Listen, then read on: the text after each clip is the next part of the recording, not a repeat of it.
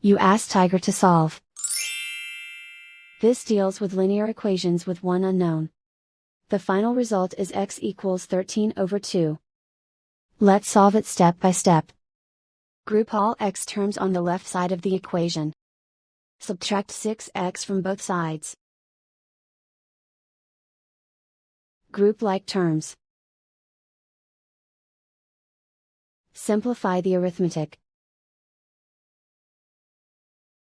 Group like terms. Simplify the arithmetic. Group all constants on the right side of the equation. Subtract 23 from both sides. Simplify the arithmetic.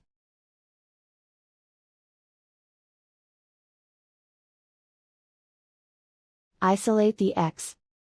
Divide both sides by -10. Cancel out the negatives. Simplify the fraction.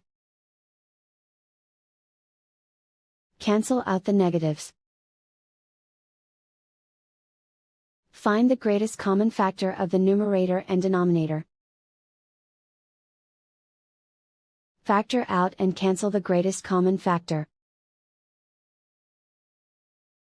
And so the final result is x equals 13/2.